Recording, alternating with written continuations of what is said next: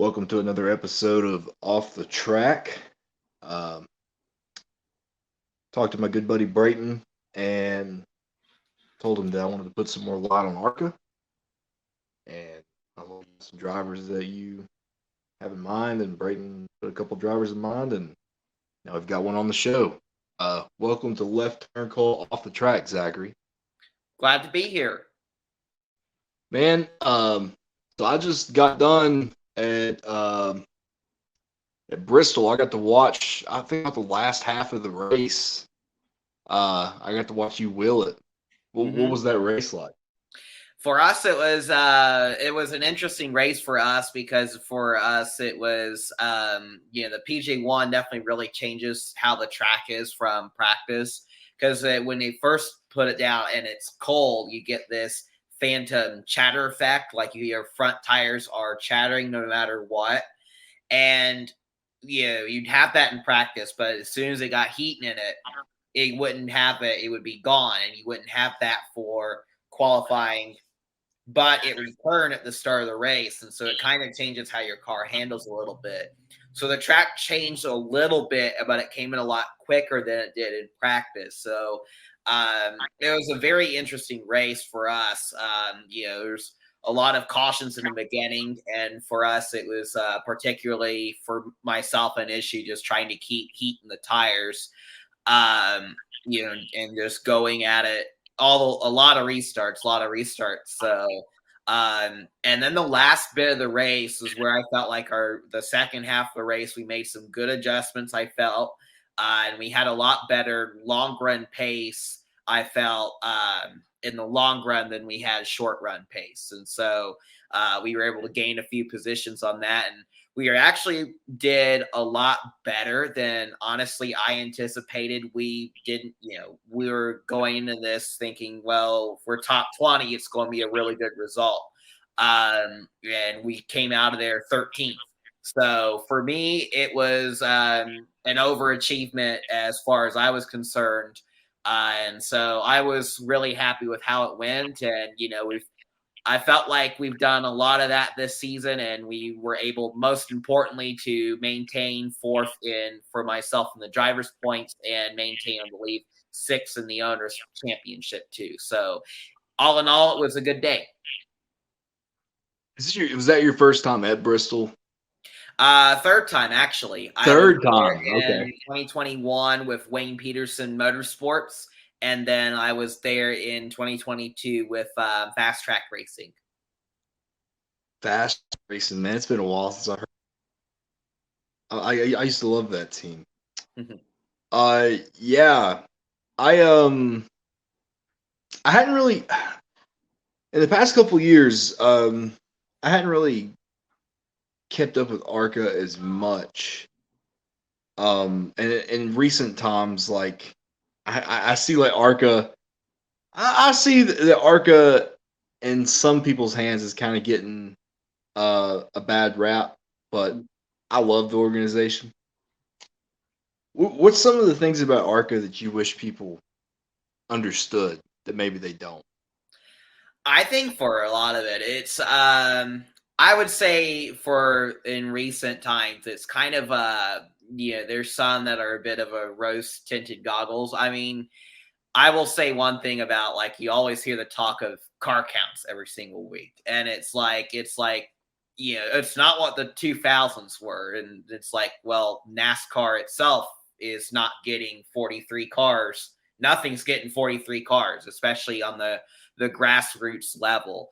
And so I think that's a big factor. It's just a product of the industry as a whole. And I think it's not really that in its essence isn't necessarily just an ARCA problem. It's an industry-wide problem, because I even see it in late model racing and super late racing, which a lot of times is struggling even more than ARCA right now for car counts. And even the truck series struggles for car counts. So that is one thing I would say is, like, when you always hear the debate of car count, it's like, well, everybody's hurting for car count right now. It's an industry-wide thing. But I think for us, it's, I think what I wish was told more in the media was about, I think a positive thing is I wish would be talked about more is how teams get to the racetrack. And, ARCA, I've always viewed ARCA, and what made the ARCA series was people, everyday people working their butts off to get their dream of being race car drivers. And, I wish we would talk about that more in the media. It's the everyday people just going out there to have fun, live their dream. And, you have lots of people even still like that today, like a Brad Smith, who I've grown a huge amount of respect for. Brad Smith, Alex Club, all of those guys out there, Greg Van Alst. They work jobs they're like everyday people off the racetrack working jobs, but on the weekends they do their best and they try and go racing. And so that's something I really wish we would talk about more. And I feel like that makes a lot of the drivers a lot more relatable to fans. And like Andy Jankowiak, he's a pizza delivery driver on the off weekends. So I really think if we talked about that more, I think more people in general would follow the ARCA series because the drivers would appear a lot more relatable in the eyes of fans. Man, how old are you, Zachary? 21. You're 21, man. Making me feel old, dude. Um, yeah, man. I love hearing about a lot of these drivers. Like it just got that grind to them, man. Like Mm-hmm. they go out here and they work a job, and then on the weekends they show up and they race a car and they go fast. Like that's super cool, dude. Um, Yep. what is the as a you said 2021, so I assume you've been racing in ARCA for 3 years, Kind of, technically speaking, 2.5. two and a half. So I kind of ended up in ARCA kind of unintentionally. Like it started 2021, we really didn't have intentions to go race on ARCA. And I was racing late models at the time. And so during 2021, I had my own late model team that I basically myself, all my family ran. And so basically we had the family late model team. We were going racing, going for the CRA late model championship. And so midway through the season, my dad unfortunately suffers a stroke. And so we have to sell everything to fund his medical bills. And so, that was for a while. I really did think my racing career was over. That was when Wayne Peterson, who I actually ran into at Charlotte, and Alex Club introduced me to him, um, gave me a call, and fans actually put up a GoFundMe and funded me to be able to race for Wayne the entire 2021 season, which started out as a one race deal for Berlin where he needed a replacement driver just by happenstance. And so, through crowdfunding, it turned into rest of 2021. And so, I have to say I'm very grateful for it was obviously tough at the time, and there were a lot of difficulties even now, but I've been blessed that my dad's made a mostly full recovery and had been helped by my fans along the way. Without them, I quite literally wouldn't be in the ARCA series today. That's an awesome story. Like, not what happened, but like that's awesome that Mm-hmm. the internet can pull together and and fund a race car. Or do you come from a racing family? Actually, no. I'm the only one in my family that's kind of race.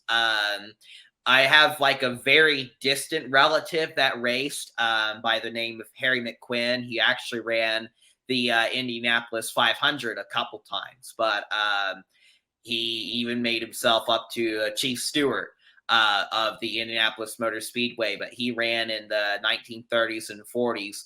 We actually didn't even know he had raced until I had actually started racing myself in a mini cup, because we found out, oh, these are the same tracks he raced at. And one track I raced at called Mount Lawn Speedway, we actually found out he had won the very first feature race they ever held at that track. So it was kind of cool that once I started racing, yeah, going into it, I thought, well, I'm the only one. I don't have anyone in my family I kind of related to. But once I started, it was kind of cool to kind of discover more and more about Harry that he raced. And so it's been something really cool. Man, that's awesome. One of my best friends, we've been best friends since I was like 5. I went to his house. He got married a while back, and I went to his dad's house and like walked in, and it was just like a bunch of racing stuff. I was like, Mhm.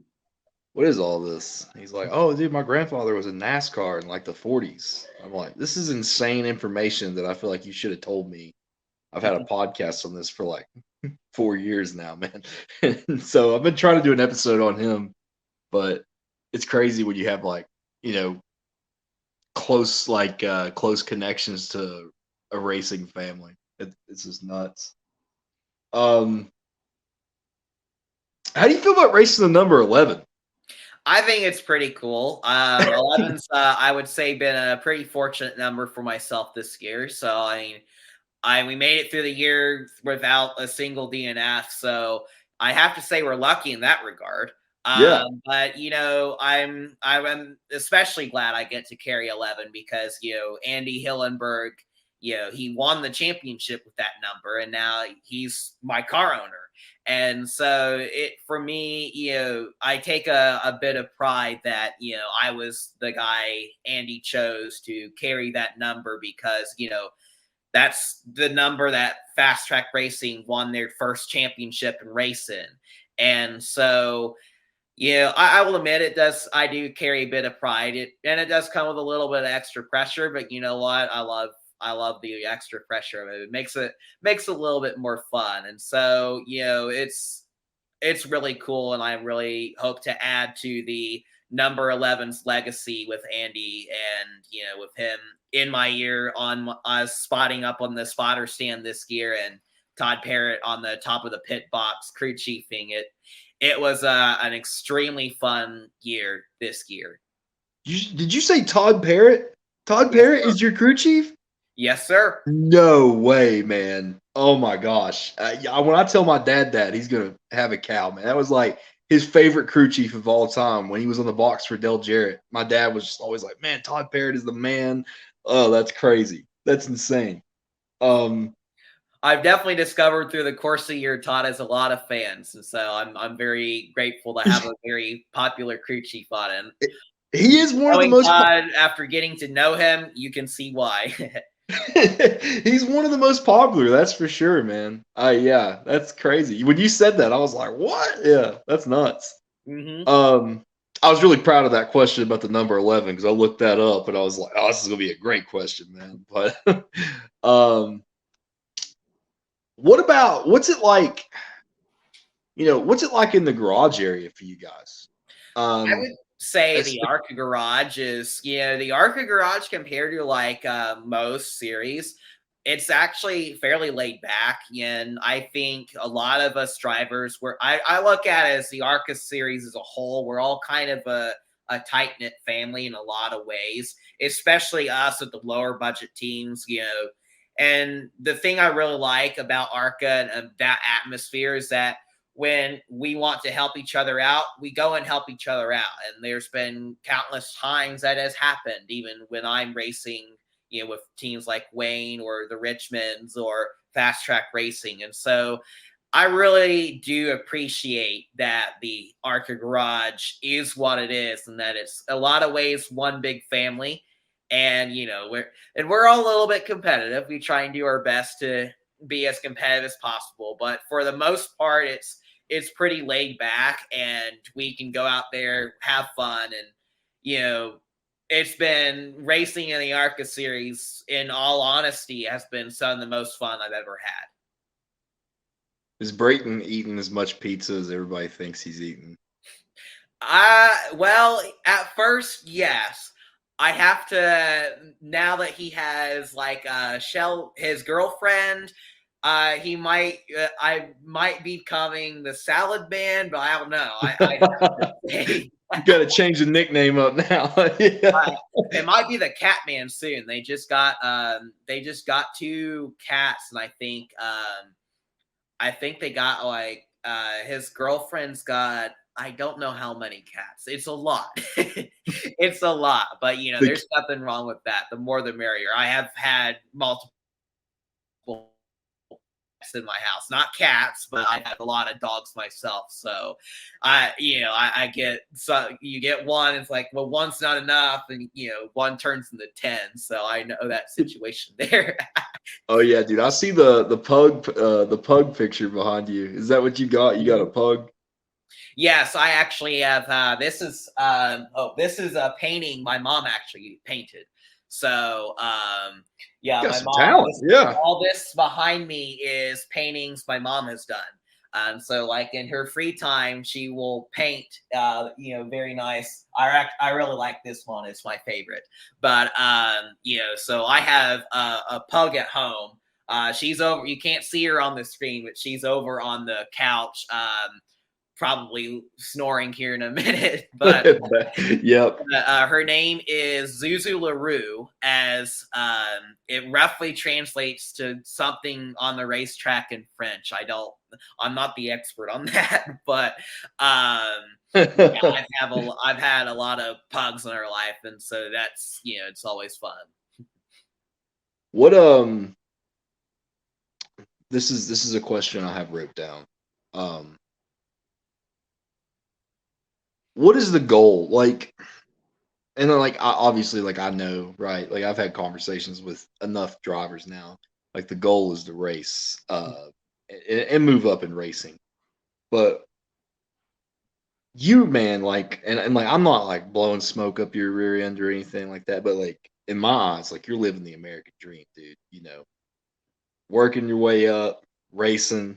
Um, I'm genuine. Like, I wouldn't say like the word jealous, but I'm like, man, dude, like this guy's got it going on, dude. Like this is awesome. You know what I mean? I can't think of the word right now, but what is the goal in the next few years? Is NASCAR something that like you want to transition over to, or would you be happy racing somewhere else? Does the sponsorship models in NASCAR interest you?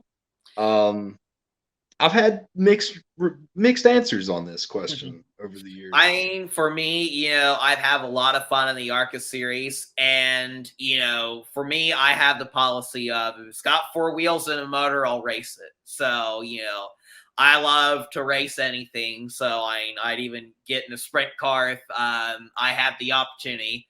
Mom may not appreciate that very much, but, but if I had the opportunity to race something, I really love watching the Xfinity series every week of how, the Xfinity series is probably the best product racing week in and week out that NASCAR has on a consistent basis right now. And I think, a lot of people would agree with that. And so, driving those cars like on iRacing, they're a lot of fun to drive. So, and it's a very competitive field, and there's a lot of great people in the Xfinity level, I know. So if I got the opportunity to race in the Xfinity series, I would definitely take it if the funding was there. And so I would say, ARCA had a lot of fun of it, and I'd love to race at both as much as I can. But the opportunity, and especially the Xfinity series, came about in the next few years, I would take it in a heartbeat. Yeah, I totally agree. Xfinity Series is 10 out of 10. I Mhm. said this weekend, I said probably the best race out of the three is going to be here and there. But I'm not going to keep you too much longer because I was late. I had technical difficulties tonight. Yeah, really bad technical difficulties. I'm not a technology man, dude. That Me was neither. Cody's usually the technology man, and I was like, I can't get this thing to work. And then Lauren texted me when she was like, he's in there, and I'm like, oh my god, I'm trying to get in there. But this is the last question I'm gonna have, and I feel like we got to end on this one. Um, when when my man Brayton gave me your name, I was like, dude, that name sounds awful familiar. Like, I was like, that name, like I've seen that name in the past 2 days. And then I realized, like, oh my god, dude, like this is the guy that was being like somebody was talking smack to on Twitter. Hmm. And like dude, me and Cody talked about it, dude. It made us hot. I was like, man, the disrespect that goes towards that series sometimes is it's uncalled for, dude. Um how infuriating is that towards ARCA? Like, I mean, I feel like everybody in ARCA has to take that as a jab, and that's the starter series for the sport in itself. I'm just curious. I mean, is that like did most people take offense to that? Hmm. I'd have to. I'd have to say, I think it's a lot of uneducation. People. Yeah, it's uneducated people about it, and I try and give people the benefit of the doubt personally. And I will say there unfortunately are a select few people, and we kind of know who they are, that they have an agenda and they want to push it. But, you know, I feel like there's some that are out there, they just don't understand the series. And I think it's better to educate rather than attack those people. I think it's, I look at it as like we should welcome all people to the series that we can.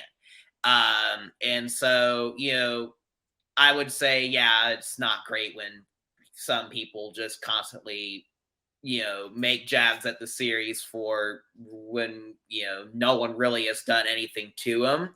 But it is what it is, and you can't change that. So, um, but, I feel like in a lot of ways, it's best to be the bigger person in that. So I would say, it's just, um, try your best. And for me it's like try and be as nice to everyone. And if you really, the way I see it, if you really love racing, you wouldn't go tearing down another racing series, because everyone loves their different racing series. Some people like F1, some people like NASCAR, some people like IndyCar, a lot of people like ARCA too.